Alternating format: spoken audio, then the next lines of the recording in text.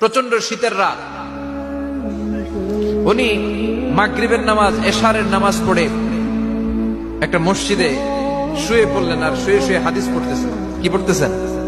কথা বলেন। আর মনে মনে ভাবলেন রাতটা মসজিদে কাটায় দেই, ফজরের নামাজ পড়ে আবার বেরোবো। কিন্তু দারোয়ান এসে বলে মসজিদে থাকতে পারবেন না, ওঠেন। দারোয়ান আছে না, কথা কন। আহমদ ইবনে হাম্বল বললেন, আমি শুধু রাতটা থাকতে চাই, আমি তো ফজরেরও মুসল্লি, ফজর নামাজ পড়বো তো এই মসজিদে, আমার থাকতে দাও। দারোয়ান তো দেয় না, কেনা মসজিদে থাকার জায়গা না, যান মিয়া।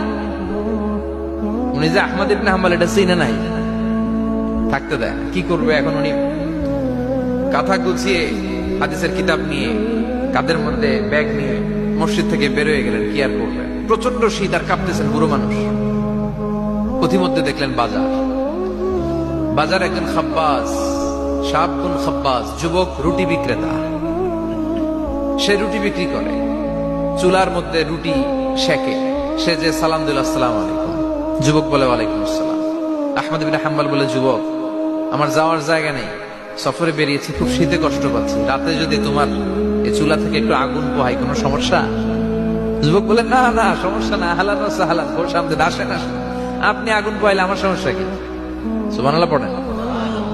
আল্লাহ শুকরিয়া করে উনি বসলেন আর আগুন পোহাচ্ছেন। আর খেয়াল করলেন যুবক রুটি বানায় আর পরে আস্তাগফিরুল্লাহ, রুটির দলা বানায় পরে আস্তাগফিরুল্লাহ, খামির বানায় আর পরে আস্তাগফিরুল্লাহ, রুটি নিয়ে উনুনের ভিতরে চুলার ভিতরে সেকা দেয় আর পরে আস্তাগফিরুল্লাহ, দোকানদারের কাছে কেউ আসলেই সে রুটি দেয় আর পরে আস্তাগফিরুল্লাহ, ক্রেতার কাছ থেকে টাকা নিয়ে ক্যাশ বক্সে রাখে আর কি পড়ে, আবার রুটি বানানো শুরু করে আর কি পড়ে, খালি এটাই পড়তেছে। ইমাম আহমদ ইবনে হাম্বল তো অবাক, কিরে এটা আবার কেমন যুবক, খালি আস্তাগফিরুল্লাহ।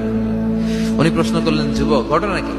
আসার পর থেকে তোমার দেখতেছি তুমি রুটি বানাও, রুটি বিক্রি করো আর পড়ো আস্তাগফিরুল্লাহ, মালাকা ইয়া শাবাব?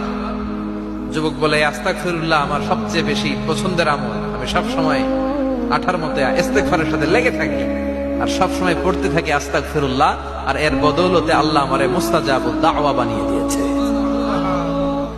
আহমদ ইবনে হাম্বল তো অবাক, আনতা মুস্তাজাবুদ দাওয়া? তুমি মুস্তাজাবুদ দাওয়া, রুটিওয়ালা? আমি এত বছর হাদিস পড়াই, আমিও তো মুস্তাজাবুদ দাওয়া না, আর তুমি রুটি বেচো বাজারে, তুমি মুস্তাজাবুদ দাওয়া? তুমি দোয়া করলে সব কবুল হয়ে যায়? যুবক বলে, নাম আনা মুস্তাজাবুদ দাওয়া, আমি আমার জীবনে যত দোয়া করেছি কবুল করে নিয়েছে কে? সব দোয়া কবুল করে নিয়েছে আল্লাহ, একটা দোয়া ছাড়া। কয়টা? আহমদ ইবনে হাম্বলের কৌতূহল, কিউরিয়াসিটি আরো বেড়ে গেল। কি? সব দোয়া কবুল হয়েছে, একটা দোয়া ছাড়া? মাযালিকা দোয়া ইয়া শাব, কি সেই দোয়া? যুবক এবার বলতে শুরু করলো, আমার জীবনে যে দোয়াটা আল্লাহ কবুল করে নাই সেটা হচ্ছে, আমি আল্লাহর কাছে অনেক চেয়েছি, অনেক দোয়া করেছি যে আল্লাহ, শুনেছি এই জামানার সবচেয়ে বড় মুহাদ্দিস, তার নাম নাকি ইমাম আহমদ ইবনে হাম্বল। আল্লাহ তোমার কাছে আমার চাওয়া, আমি যেন এই ইমাম আহমদ ইবনে হাম্বলের দেখে মরতে পারি, আমি যেন ইমাম আহমদ ইবনে হাম্বলের হাতে হাত রেখে মুসাফা করতে পারি আর তার কপালে একটা চুমু এঁকে দিতে পারি। আহমদ ইবনে হাম্বল আবেগপ্রবণ হয়ে গেলেন, চোখের পানি ছেড়ে দিলেন, বললেন, যুবক তোমার এই দোয়াটাও কবুল হয়ে গিয়েছে। আহমদ ইবনে হাম্বলের দেখা সাক্ষাৎ পাওয়ার জন্য আহমদ ইবনে হাম্বলের বাড়িতে তোমার যাওয়ার দরকার নাই, আহমদ ইবনে হাম্বল তোমার দরবারে ছুটে এসেছে। আনা আহমদ ইবনে হাম্বল মুহাদ্দিসুদ দাহর, আমি নিজেই আহমদ ইবনে হাম্বল।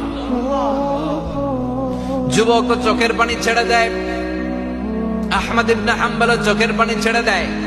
যুবক চিৎকার মেরে ইমাম আহমদ ইবনে হাম্বলকে জড়িয়ে ধরে, হাতে হাত রেখে মুসাফা করে, কপালের মধ্যে চুমু খায় আর আল্লাহর শুকরিয়া করে বলে, ও ইমাম, আসলে এই দোয়াটাও আল্লাহ আজকে কবুল করে নিল।